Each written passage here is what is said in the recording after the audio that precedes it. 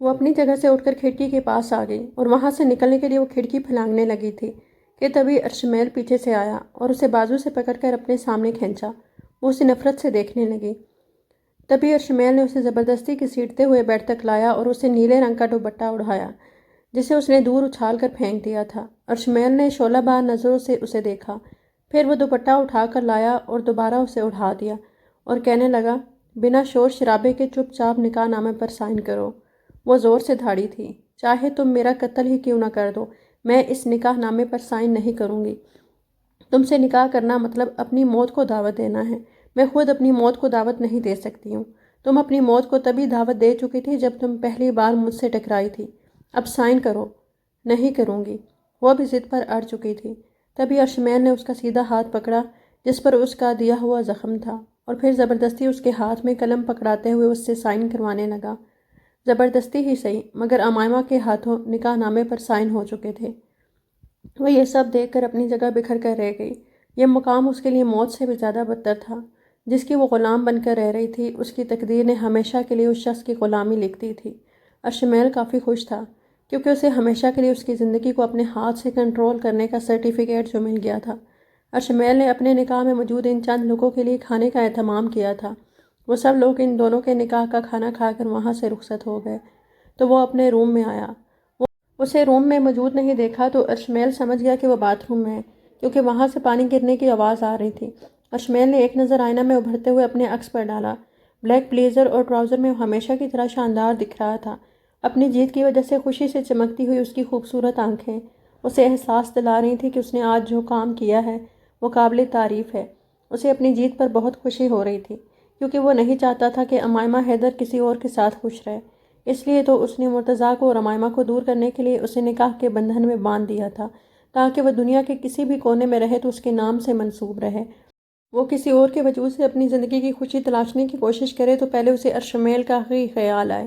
وہ چاہتا تھا وہ اسے ہی سوچتے رہے، اس کے وجود سے خوف زدہ رہے۔ اگر وہ اس سے خوف زدہ رہے گی تبھی تو اسے تڑپانے میں مزہ آئے گا۔ ارشمیل نے گھڑی میں وقت دے کر باتھ روم کی طرف دیکھا۔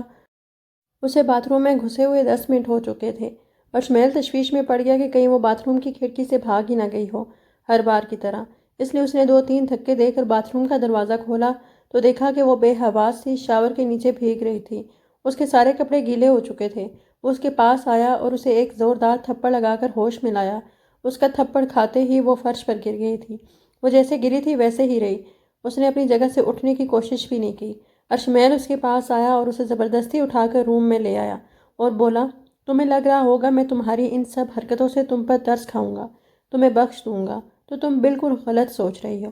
مجھے تم پر ترس نہیں آ رہا کہ تم اب کیسے آگے کی زندگی گزارو گی، اپنے منگیتر کے بغیر، اپنی پہلی محبت کے بغیر، جبکہ تم تو اس کے بغیر سانس لینا بھی گناہ سمجھتی تھی۔ اور تمہیں کیا لگتا ہے میں ساری دنیا کے سامنے تمہیں اپنی بیوی کے طور پر قبول کروں گا؟ تمہاری غلط فہمی دور کرنے کے لیے تمہیں بتا دوں کہ تم صرف اس لیے میرے نکاح میں ہو تاکہ تم اپنی محبت کو حاصل نہ کر سکو، اپنے منگیتر مرتضیٰ سے شادی کر کے اس کے ساتھ خوشی سے زندگی نہ بسر کر سکو۔ اور کوئی بات نہیں ہے، اس نکاح کو لے کر خوش فہمی مت پال لینا کہ تمہارا مجھ پر کوئی حق ہے۔ وہ اتنا کہہ کر چلا گیا تھا کہ امائمہ میں پتہ نہیں کیسے اتنی ہمت آ گئی کہ اس نے ارشمیل کا ہاتھ پکڑا اور اس کی جیب سے نکاح نامہ چکھ لیا۔ پھر وہ آتش دان کی طرف بڑھی۔ وہاں جا کر اس نے وہ نکاح نامہ جلا دیا۔ ارشمیل اس کی اتنی ہمت دیکھ کر دنگ رہ گیا تھا۔ نکاح نامہ جلا کر وہ اس کے پاس آئی اور بولی، تم بھی یہ مت سمجھ لینا کہ زبردستی نکاح کر کے تم میرے سب کچھ بن گئے ہو۔ جب میں اس زبردستی کے نکاح کو نہیں مانتی تو تمہیں اپنے شوہر کے روپ میں کیسے قبول کر سکتی ہوں؟ اب تم دیکھنا یہ معمولی سی لڑکی کیا کیا کرتی ہے۔ تم یہ ثابت کرنے کے لیے کتنی بھی ایڑی چوٹی کا زور لگاتے رہ جاؤ گے کہ میں تمہاری بیوی ہوں، مگر تم ثابت نہیں کر پاؤ گے۔ اس کی بات سن کر ارشمیل ہمیشہ کی طرح ہنستے ہوئے بولا، او واو، آئی لائک اٹ۔ اتنا کہہ کے وہ آگے بڑھ گیا اور اسے اس روم میں قید کر کے چلا گیا۔ پھر وہ وہاں سے بھاگنے کی تدابیر سوچنے لگی، مگر ارشمیل نے اس کے جانے کے سارے راستے ایسے بند کر دیے تھے کہ وہ اپنی جگہ پیچ و تاب کھاتی رہ گئی اور خود سے بولی، بہت ہو گیا تم سے ڈرنا، اب میں تمہیں بتاؤں گی کہ امائمہ حیدر حقیقت میں ہے کیا۔ ارشمیل اسے قید کر کے بھول ہی چکا تھا۔ وہ مسلسل 2 دن اس روم میں اس گھر میں قید تھی۔ بھوک اور پیاس سے اس کی جان جانے کو تھی۔ اسے ایسا محسوس ہو رہا تھا کہ اس کا سارا جسم مردہ ہو چکا ہے، اس میں توانائی نہ ہونے کے برابر تھی۔ وہ جو اس سے انتقام کے ڈھیر سارے منصوبے بنائے بیٹھی تھی وہ سارے کے سارے دھرے رہ گئے تھے۔ اب اسے لگ رہا تھا کہ اس بھوک و پیاس سے وہ مر جائے گی۔ اسے اپنی حالت، اپنی زندگی پر بہت غم ہو رہا تھا۔ وہ کچھ سال قبل کیا تھی اور آج ارشمیل یزدانی نے اسے کیا بنا دیا تھا۔ اسے اپنا اتنا محتاج بنا کر رکھ دیا تھا کہ وہ اس کی مرضی کے بنا پتہ بھی نہ ہلا سکے۔ وہ اس بڑے سے روم کے فرش پر بے سود پڑی آنسو بہا رہی تھی اور ادھر ارشمیل اپنے شاندار سے شیشے کے آفس میں اے سی میں بیٹھا تھا۔ آج اس کی اہم میٹنگ تھی۔ وہ اسی کے بارے میں سوچ رہا تھا۔ تبھی اس کی سیکرٹری اندر آئی۔ اسے دیکھ کر ارشمیل کو 2 دن پہلے اپنی زندگی میں آئی نئی تبدیلی کے بارے میں یاد آیا تو وہ اپنی جگہ سے اٹھ کھڑا ہوا، پھر وہاں سے جانے لگا۔ اسے یوں اس طرح سے عجلت میں جاتا دیکھ کر اس کی سیکرٹری ٹوکے بنا نہ رہ سکی۔ سر، آپ کہاں جا رہے ہیں؟ ابھی آپ کی کافی اہم میٹنگ ہے۔ ارشمیل اس کی بات سن کر جاتے جاتے رک گیا اور بولا، جو بھی میٹنگ ہے وہ کینسل کر دو، آج میرا موڈ نہیں ہے۔ اس کی بات سن کر اس کی سیکرٹری حیران ہو گئی اور بولی، مگر سر یہ بہت اہم میٹنگ ہے، اگر یہ کینسل ہو گئی تو ہمیں بہت نقصان اٹھانا پڑے گا۔ جب میرے نفع نقصان کی مجھے پرواہ نہیں ہے تو تمہیں بھی نہیں ہونی چاہیے۔ وہ اتنا کہہ کر چلا گیا تو اس کی سیکرٹری کندھے اچکا کر رہ گئی تھی۔ وہ ریش ڈرائیونگ کرتے ہوئے اپنے فارم ہاؤس پہنچا، لاؤنج عبور کرتے ہوئے اس روم تک آیا تھا۔ اس نے روم کا دروازہ کھولا تو دیکھا وہ فرش پر اوندھے منہ لیٹی ہے۔ ارشمیل اس کے پاس گھبراتے ہوئے گیا، پھر اس نے امائمہ کو سیدھا کیا اور اس پر جھک کر اس کے دل کی دھڑکنیں چیک کرنے لگا۔ اس کی دھڑکنیں مدھم چل رہی تھیں، مگر چل رہی تھیں۔ اسے تھوڑی سی تشویش ہوئی تو اس نے امائمہ کو اٹھا کر بیڈ پر ڈالا، پھر اس پر پانی ڈال کر اسے ہوش میں لانے کی کوشش کی۔ وہ اپنی جگہ تھوڑی سی کسمسائی تھی۔ وہ پوری طرح ہوش میں نہیں آئی تھی، وہ بے ہوشی کے عالم میں بس پانی مانگ رہی تھی۔ پانی! ارشمیل اپنی جگہ سے اٹھ کر پانی لانے گیا، پھر اس کے بعد اس کا سر اپنی گود میں رکھ کر اس کے منہ میں قطرہ قطرہ پانی کا ڈالنے لگا۔ اس وقت ارشمیل پوری طرح فراموش کر چکا تھا کہ ان کے بیچ کتنی عداوت ہے۔ اسے یاد تھا تو بس یہ کہ وہ اس وقت بیمار ہے، اسے اس کی ضرورت ہے۔ جیسے تھوڑا تھوڑا پانی اس کی حلق میں جا رہا تھا وہ ویسے ویسے ہوش میں آ رہی تھی۔ اسے ہوش میں آتا دیکھ کر ارشمیل اپنی جگہ سے اٹھ گیا اور کچن میں آ گیا اور اس کے کھانے کا انتظام کرنے لگا۔ وہ اتنا بڑا بزنس ٹائکون آج اپنی بیوی کے لیے کھانا تیار کر رہا تھا، جس نے آج سے پہلے کبھی کچن میں جھانکنے کی زحمت نہیں اٹھائی تھی۔ وہ آج اپنی رقیب کے لیے کھانا بنا رہا تھا۔ اسے کھانا بنانا تو نہیں آتا تھا، مگر اس نے یوٹیوب پر ویڈیو دیکھ کر اس کے لیے ہیلدی فوڈ بنا لیا تھا۔ اس نے اپنے بنائے ہوئے اوٹس کو ٹیسٹ کیا تو وہ اتنے برے نہیں لگے تھے۔ پھر وہ ایک گلاس میں دودھ اور اوٹس سے بھرا باؤل ٹرے میں سجا کر اس کے روم میں لے آیا۔ امائمہ بیٹھ کے ایک کونے پر گھٹنوں میں سر دیے بیٹھی تھی۔ ارشمیل نے اسے مخاطب نہیں کیا تھا۔ اس نے زور سے سائڈ ٹیبل پر وہ ٹرے رکھا تاکہ وہ متوجہ ہو جائے۔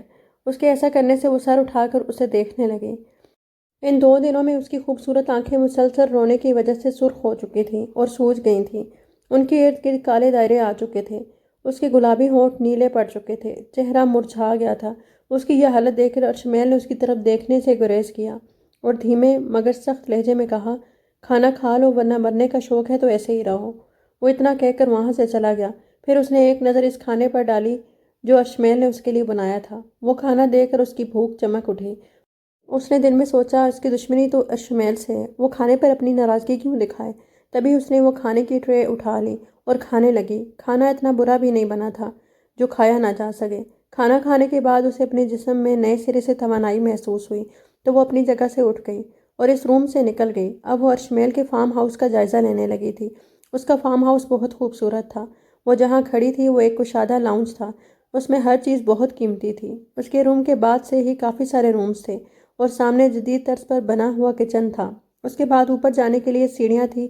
اس کا دل چاہا کہ وہ اوپر جا کر دیکھے، مگر جب اس کی نظر کھلے ہوئے لاؤنج کے دروازے پر پڑی تو اس نے اوپر جانے کا ارادہ ترک کر دیا اور باہر نکل گئی۔ مگر باہر ایک گھنا جنگل تھا اور گھوڑوں کا استبل تھا۔ وہ جو اس گھر سے بھاگنے کے ارادے سے نکلی تھی، ارشمیل کو استبل میں دیکھ کر ڈر گئی۔ اسے شاید اونچی نسل کے گھوڑے پالنے کا بہت شوق تھا، اس لیے تو اتنا بڑا بزنس مین ان گھوڑوں کو پانی پلا رہا تھا اور چارہ کھلا رہا تھا۔ وہ اسے دیکھ کر اندر بھاگنے والی تھی، مگر ارشمیل نے اسے دیکھ لیا اور بولا، تم کہاں جا رہی ہو اور یہ کس سے پوچھ کر باہر نکلی ہو تم؟ اس کی بات سن کر وہ وہیں رک گئی، مگر اس نے مڑ کر نہیں دیکھا۔ تبھی ارشمیل اس کے پاس آیا اور پھر سے بولا، اب یہاں آ ہی گئی ہو تو یہ استبل صاف کرو۔ اس کی بات سن کر امائمہ نے ارشمیل کو نفرت بھری نظروں سے گھورا، کہا کچھ نہیں اور آگے بڑھنے لگی تھی۔ تبھی ارشمیل نے اسے اپنے سامنے کھینچ لیا اور بولا، تم نے سنا نہیں میں نے جو کہا ہے؟ میں تمہاری غلام نہیں ہوں جو تم مجھ سے یہ سب کام کرانا چاہ رہے ہو۔ اس کی بات سن کر ارشمیل نے اسے اور خود سے قریب کیا اور اس کی کمر کے گرد اپنے بازو سے حصار باندھتے ہوئے بولا، اب تو میری نظروں میں تمہاری اوقات غلام سے بھی بدتر ہو چکی ہے، کیونکہ تم میری بیوی جو بن چکی ہو اور میں نے سنا ہے بیویاں غلام سے بھی زیادہ گئی گزری ہوتی ہیں۔ کیا کہتے ہیں اسے، مرد کے پیر کی جوتی۔ اب تم میرے پیر کی جوتی بن چکی ہو۔ اس کی باتیں سن کر اور اس کی سوچ جان کر اس کی آنکھوں میں پتہ نہیں کیوں آنسو آ گئے تھے۔ اس کے آنسو سرخ و سفید چہرے پر گرنے کے لیے بےتاب تھے، مگر اس نے اس شخص کے سامنے اپنی قیمتی آنسو بہانا اپنی توہین سمجھا تھا۔ اس لیے تو وہ مسکراتے ہوئے بولی، زبردستی نکاح جیسے پاک بندھن میں مجھے باندھ کر تم کیا سمجھ رہے ہو کہ میں تمہاری بیوی بن چکی ہوں؟ میں اس زبردستی کے رشتے کو کبھی نہیں مان سکتی، اور تمہیں بھی میں کبھی یہ نہیں ماننے دوں گی۔ زیادہ وقت نہیں ہوا ہے، ابھی 2 دن پہلے ہی تم نے مجھ سے کہا تھا کہ زیادہ خوش فہمی مت پال لینا کہ تمہارا مجھ پر کوئی حق ہے، اور اب کیوں تم خوش فہمی پال رہے ہو کہ تمہارا مجھ پر حق ہے؟ اس کی بات سن کر ارشمیل نے ہنس کر کہا، جو بھی ہے یا میں نے جو بھی کہا، اب اس سے کوئی فرق نہیں پڑتا۔ اب تو تم میری بیوی پلس غلام بن چکی ہو، میرا ہر حکم ماننے کی پابند ہو چکی ہو۔ نہیں ہوں میں تمہاری غلام، نہ ہی بیوی۔ خود کو زبردستی مجھ پر تھوپنے کی کوشش مت کرو۔ اتنا کہہ کر اسے پیچھے دھکیل کر وہاں سے چلی گئی تھی اور خود کو اس روم میں قید کر لیا جہاں پر وہ 2 دن سے بند تھی۔ کچھ دن ارشمیل نے اسے سبق سکھانے کے لیے اسے فارم ہاؤس پر قید کر کے رکھا تاکہ اس کی عقل ٹھکانے آ جائے، مگر اس کی عقل ختم ہونے کا نام ہی نہیں لے رہی تھی۔ تبھی تو ارشمیل نے اسے اس کے فلیٹ پر واپس لا کر چھوڑ دیا تھا۔ امائمہ جب سے وہاں سے واپس آئی تھی تب سے ہر وقت روتی رہتی اور گمسم سی رہتی تھی۔ اسی وجہ سے اس نے کھانا پینا سب کچھ چھوڑ دیا تھا۔ وہ ابھی بھی فضول کی سوچوں میں گم تھی۔ تبھی اس کا فون بج اٹھا۔ اس نے اپنے موبائل کی طرف دیکھنے کی زحمت بھی نہیں کی کیونکہ اسے لگ رہا تھا کہ ارشمیل کی کال ہے، کیونکہ وہ ہی یوں مسلسل کال کرتے رہتا تھا۔ موبائل پھر سے مسلسل بجنے لگا تھا جس سے امائمہ پریشان ہو گئی۔ وہ اپنا موبائل اٹھا کر پھینکنے والی تھی کہ تبھی اس کی نظر موبائل کی سکرین پر پڑی۔ سکرین پر ادینہ کا نام جگمگایا تو اس نے کافی خوشی کے عالم میں فون اٹھا لیا اور کان سے لگا لیا۔ ادینہ کا فون اسے آج بہت دنوں بعد آیا تھا۔ یہ دیکھ کر اس کی آنکھوں سے آنسو جاری ہو گئے۔ وہ اسے اپنی آپ بیتی بتانا چاہتی تھی، وہ اسے کہنا چاہتی تھی کہ تمہارے لیے خوشیاں خریدتے خریدتے دیکھو میرے ساتھ کیا سے کیا ہو گیا ہے۔ وہ اسے بتانا چاہتی تھی کہ ارشمیل نے اس پر کتنے ظلم ڈھائے ہیں، مگر اس کی زبان کچھ بھی کہنے سے انکار کر رہی تھی۔ اس کے منہ سے ایک بھی لفظ ادا نہیں ہو پا رہا تھا۔ اسے ایسے چپ چاپ پا کر ادینہ تشویش میں گھر گئی، اس لیے وہ بولی، ہیلو آپی، آپ ٹھیک تو ہیں نا؟ کیا ہوا؟ آپ کچھ بول کیوں نہیں رہی ہیں؟ اس کی بات سن کر امائمہ نے اپنے آنسوؤں کو روکتے ہوئے بولی، ہاں میں ٹھیک ہوں، بس یہاں پر نیٹ ورک پر پرابلم ہو رہی ہے، اس لیے کچھ سنائی نہیں دیا تھا۔ اس نے ادینہ سے صاف طور پر جھوٹ کہہ دیا۔ ادینہ بھی اس کی بہن تھی، وہ اس کی جھوٹ کو بخوبی سمجھ گئی تھی۔ آپ ہی آپ گھر پر ہی ہونا، کیونکہ میں اور احد آ چکے ہیں اور ہم دونوں آپ سے ملنے آنے والے ہیں۔ اس کی بات سن کر امائمہ گھبرا کر بولی تھی، نہیں تم یہاں نہیں آ سکتی ہو۔ ادینہ امائمہ کی یہ بات سن کر حیران ہوئے بنا نہ رہ سکی۔ کیا مطلب ہے آپی آپ کا؟ میں کیوں نہیں آ سکتی ہوں؟ میں اس وقت آفس میں ہوں، تم گھر جاؤ گی تو تمہیں گھر میں کوئی بھی نظر نہیں آئے گا، اس لیے میں کہہ رہی ہوں کہ تم گھر مت جاؤ۔ کیوں نہ ہم دونوں شام میں کسی ریسٹورنٹ میں مل کر ڈنر کریں؟ بہت دن گزر چکے، ہم نے ساتھ مل کر باتیں نہیں کی اور نہ ہی اچھا کھانا کھایا ہے۔ اس کی بات ادینہ کو کافی پسند آئی تھی، اس لیے تو ادینہ نے کہا، ٹھیک ہے آپی، میں اور احد آپ سے شام میں ریسٹورنٹ میں ملتے ہیں۔ اس کی بات سن کر امائمہ کے دل کو تھوڑا سکون ملا، ورنہ وہ تو سمجھ رہی تھی کہ آج ادینہ کو پتہ چل جائے گا کہ اس نے اس کی اور احد کی شادی کروانے کے لیے کتنی بڑی قربانیاں دی ہیں۔ پھر وہ مقررہ وقت پر ریسٹورنٹ میں پہنچ گئی تھی۔ وہ کسی طور پر غلطی نہیں کرنا چاہتی تھی کہ جس سے ادینہ پر حقیقت آشکار ہو جائے۔ ادینہ بھی مقررہ وقت پر ریسٹورنٹ پہنچ گئی تھی۔ ادینہ جیسے ہی اس کے سامنے آئی تھی اس کے صبر کا بند ٹوٹ چکا تھا۔ وہ کافی دیر تک اس کے گلے لگ کر روئی۔ اسے روتا دیکھ کر ادینہ کا بھی دل پگھل گیا، وہ بھی رونے لگ گئی۔ ان دونوں کو شروع ہوتا دیکھ کر احد بیچ میں کود پڑا، بس کریں آپ لوگ یہ رونا دھونا، یہ ریسٹورنٹ ہے، گھر نہیں ہے۔ احد کی بات سن کر وہ دونوں مسکراتے ہوئے ایک دوسرے سے الگ ہوئی تھیں۔ پھر ان دونوں بہنوں نے احد کو ایک طرف کر دیا اور اپنی باتیں کرنے لگے۔ اسی دوران کھانا بھی آ چکا تھا۔ احد اور ادینہ تو خوب مزہ لے لے کر کھانا کھا رہے تھے، بس وہ ہی اپنی پلیٹ میں چمچ پھیر رہی تھی۔ اسے کچھ نہ کھاتے دیکھ کر ادینہ ٹوک پڑی تھی، آپی یہ سب کیا ہے؟ آپ کیسے کھانا کھا رہی ہیں؟ آپ کی پلیٹ تو بالکل خالی ہے۔ نہیں ادی، میں آلریڈی کھا چکی ہوں، اب اور گنجائش نہیں ہے۔ وہ سامنے کے سامنے صاف جھوٹ بول گئی۔ اصل میں اس سے کچھ بھی کھانے نہیں ہو رہا تھا، حلق میں نوالے پھنس رہے تھے۔ کھانا کھانے کے بعد وہ لوگ ادینہ کی ضد کی وجہ سے شاپنگ کے لیے نکل گئے۔ ابھی انہوں نے تھوڑی سی شاپنگ کی کہ امائمہ کو بری طرح چکر آئے۔ اسے ہوش سے بیگانہ دیکھ کر تو ادینہ کے پسینے ہی چھوٹ گئے تھے۔ وہ احد کی طرف دیکھ کر چیختے ہوئے بولی، احد دیکھو نا آپی کو کیا ہوا ہے۔ احد بھی امائمہ کو بے ہوش دیکھ کر گھبرا گیا اور پریشان ہو چکا تھا۔ ادینہ تم پریشان مت ہو، میں کچھ کرتا ہوں۔ احد نے اسے اپنے بازو پر اٹھا کر کار میں ڈالا۔ وہ امائمہ کو ہاسپٹل لے کر جا رہا تھا مگر تبھی ادینہ بولی، احد مجھے لگتا ہے ہمیں آپی کو گھر لے جانا چاہیے، تم دیکھو ان چند دنوں میں آپی کی کیسی حالت ہو چکی ہے۔ اس کی بات سن کر احد نے اس بات میں سر ہلا دیا۔ اب ان کی راہ یزدانی ہاؤس کی طرف تھی، کیونکہ ادینہ کا کہنا تھا کہ امائمہ خود کا دھیان نہیں رکھ رہی، اس لیے وہ کچھ دن تک اسے اپنے ساتھ اپنے گھر رکھنا چاہتی تھی۔ احد کو بھی اس کی بات سے کوئی اعتراض نہیں تھا، اس لیے تو وہ اسے یزدانی ہاؤس لے آیا تھا۔ وہ ابھی بھی بے ہوش تھی۔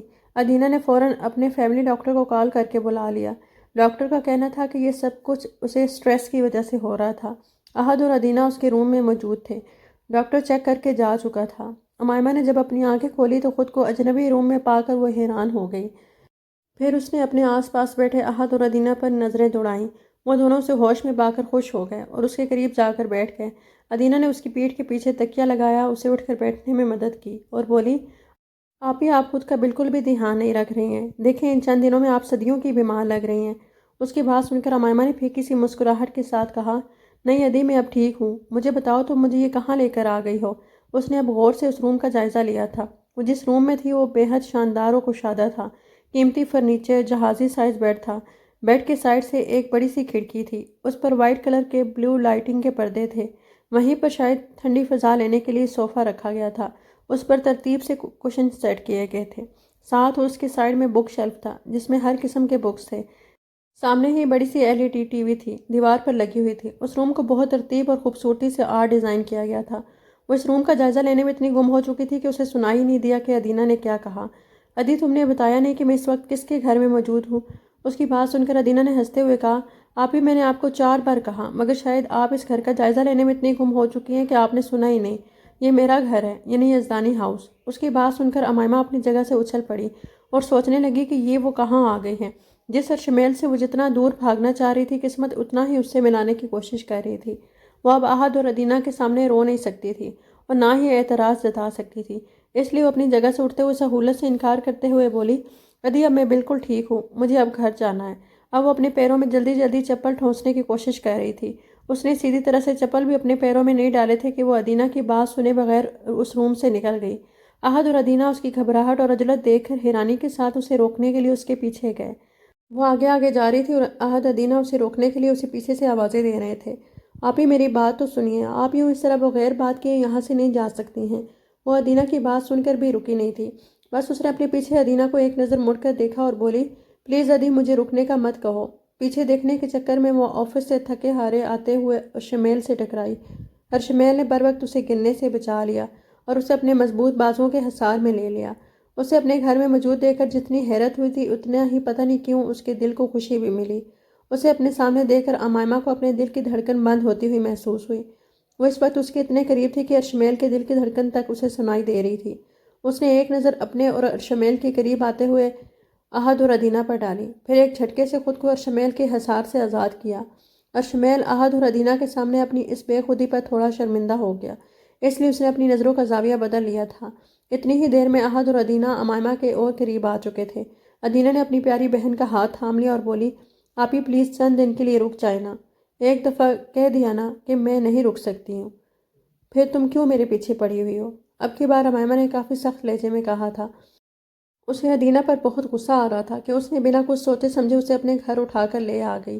اس نے ایک بار بھی سوچنے کی زحمت نہیں کی تھی کہ اس کا یہ بغیر سوچے سمجھے ہوا فیصلہ امائمہ کی زندگی میں کتنا بڑا طوفان کھڑا کر سکتا ہے۔ رک جائے نا ادینہ، اتنا کہہ رہی ہے تو۔ اب کی بار احد نے کہا۔ احد کی بات سن کر اس نے نرم لہجے میں کہا، پلیز سمجھنے کی کوشش کریں، میں نہیں رک سکتی ہوں۔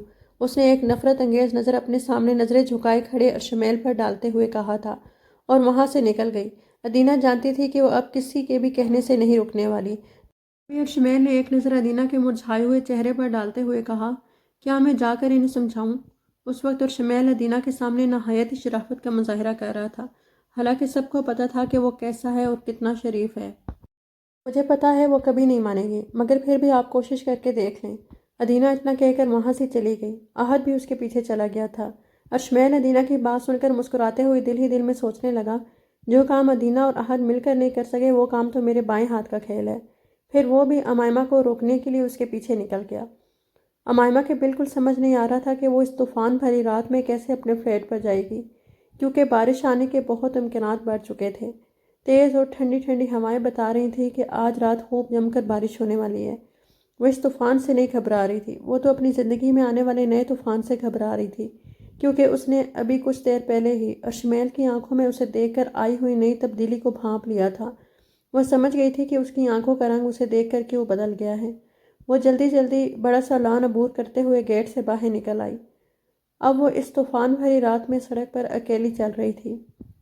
وہ جس ایریا میں تھی وہ شہر کا سب سے مہنگا ترین ایریا تھا، اور وہاں پر صرف امیر لوگوں کو اپنی کار لانے کی اجازت تھی۔ ٹیکسی وغیرہ وہاں نہیں آ سکتی تھی، اس لیے وہ پیدل ہی چلنے لگی۔ اس نے سوچا جیسے ہی مین روڈ لگے گا وہ ٹیکسی کر کے اپنے گھر چلی جائے گی۔ وہ آگے آگے بڑھتی جا رہی تھی، تبھی اشمیل اس کے پیچھے آیا اور اس کا ہاتھ پکڑ کر اسے اپنے سامنے کیا۔ وہ اس اچانک حملے کے لیے تیار نہیں تھی، تبھی تو اس کا پورا بیلنس بگڑ گیا اور وہ بری طرح سے گرنے لگی کہ اشمیل نے اسے اپنے مضبوط بازو میں پکڑ لیا اور بولا، کیوں اتنا ڈرامہ کر رہی ہو؟ جب ادینہ کہہ رہی ہے تو رک جاؤ۔ میں ڈرامہ کروں یا کچھ بھی کروں، تم بولنے والے کون ہوتے ہو؟ اور یہ کیا طریقہ ہے کسی کے ساتھ بھی زبردستی کرنے کا؟ اس کی بات سن کر اشمیل ہنسنے لگا، پھر ہوا کی وجہ سے اڑتے ہوئے اس کے بالوں کو پیچھے کیا اور بولا، کتنی بار یاد دلانا پڑتا ہے کہ تم میری بیوی ہو، اب سیدھی طرح سے گھر چلو۔ وہ اب امائمہ کا ہاتھ تھام کر اسے زبردستی اپنے ساتھ گھسیٹ رہا تھا۔ امائمہ جیسی نازک سی لڑکی سے اشمیل جیسا 6 فٹ کا مرد سنبھالا نہیں جا رہا تھا۔ وہ اسے گھسیٹتے ہوئے لے جا رہا تھا۔ وہ بھی کٹی پتنگ کی طرح اس کے ساتھ کھنچے چلی جا رہی تھی۔ تبھی اس نے اپنے بچاؤ کے لیے اشمیل کے ہاتھ پر اپنا تیز ناخن گڑا دیا، مگر اس سے بھی اشمیل پر کوئی اثر نہیں پڑا۔ وہ اب بھی اسے گھسیٹتے ہوئے لے جا رہا تھا۔ اپنی اس تدبیر کو فیل ہوتا دیکھ کر امائمہ نے دوسرا حربہ استعمال کیا۔ اب اس نے اپنے دانت اشمیل کے ہاتھ پر گڑا دیے تھے۔ اس کی اس حرکت سے اشمیل اپنی جگہ بلبلا اٹھا۔ اس نے جھٹکے سے اپنا ہاتھ امائمہ سے چھڑایا اور اسے ایک زوردار دھکا دیا، جس سے وہ گر پڑی۔ اشمیل نے ایک نظر اپنے ہاتھ پر ڈالی، اس کے ہاتھ میں سے اب خون نکل رہا تھا۔ اسے رہ رہ کر امائمہ پر غصہ آ رہا تھا۔ اس نے اپنی جیب سے رومال نکال کر ہاتھ پر باندھا اور اس کے پاس جا کر اس کے ہاتھ پر اپنا جوتا پہنا ہوا پیر رکھتے ہوئے بے دردی سے کہا، پہلے بھی سمجھایا تھا کہ زیادہ ہوشیار بننے کی کوشش مت کیا کرو، تم ہی نقصان میں آ جاتی ہو۔ اب چلو یہاں سے، ورنہ میں سب کو ہمارے رشتے کی حقیقت بتا دوں، پھر تم سب کو صفائی دیتے رہنا کہ ہم کیسے ملے، یہ سب کیسے ہوا، وغیرہ وغیرہ۔ امائمہ نے درد ضبط کرنے کی کوشش کرتے ہوئے اپنی سرخ آنکھوں سے اشمیل کی طرف اوپر دیکھا اور کانپتے ہوئے لہجے میں کہا، ٹھیک ہے تم بتا دو سب کو، مگر میں بھی بتا دوں گی کہ تم نے کس طرح زبردستی کر کے، مجھے ٹارچر کر کے مجھ سے نکاح کیا تھا۔ ٹھیک ہے میں جا رہا ہوں سب کو بتانے۔ اتنا کہہ کر وہ چلا گیا تھا۔ امائمہ جہاں تھی وہیں بیٹھی رہی۔ پھر وہ سوچنے لگی کہ ادینہ کو ان کے نکاح کا پتہ چلے گا تو کتنی بڑی قیامت آ جائے گی۔ ادینہ شاید اسے مرتضیٰ کو دھوکہ دینے کے الزام میں کبھی معاف ہی نہ کرے، اور مرتضیٰ وہ بھی تو کبھی اسے معاف نہیں کرے گا۔ اور احد وہ کیا سوچے گا کہ اس نے اس کے بھائی کی دولت دیکھ کر اسے پھنسا لیا۔ اس نے اپنے ہاتھ کو دیکھا جہاں پر اشمیل کے جوتے کی وجہ سے سرخ نشان پڑ چکے تھے اور اس میں کافی جلن ہو رہی تھی۔ اس نے اپنے ہاتھ کے درد کو نظر انداز کر دیا اور اپنی جگہ سے اٹھ گئی، پھر اپنے کپڑوں پر لگی ہوئی دھول کو جھٹکا اور خود کا حلیہ درست کرتے ہوئے یزدانی ہاؤس کی طرف بڑھ گئی۔ وہ جیسے ہی لاؤنج میں آئی تو دیکھا اشمیل ادینہ کی طرف بڑھ رہا تھا، اسے شاید ان کے رشتے کی سچائی بتانے کے لیے۔ اس سے پہلے کہ اشمیل ادینہ کو کچھ کہتا، امائمہ نے اپنی جگہ سے کھڑے ہو کر زور سے کہا، ادینہ میں آ چکی ہوں۔ اس نے اس لیے زور سے کہا تھا کہ اشمیل تک اس کی آواز پہنچ جائے اور وہ اسے کچھ بھی بتانے سے رہ جائے، اور اس کی آواز اتنی بلند تو ضرور تھی کہ احد اور ادینہ بھی چونک گئے تھے۔ اشمیل نے اسے مڑ کر نہیں دیکھا تھا، وہ جہاں تھا وہیں سے مسکراتے ہوئے اپنے روم میں چلا گیا۔ ادینہ اسے واپس اپنے گھر میں دیکھ کر خوش ہو گئی تھی۔ اسے یقین ہی نہیں ہو رہا تھا کہ اس کی ضدی آپی بھی کسی کی بات مان سکتی ہیں۔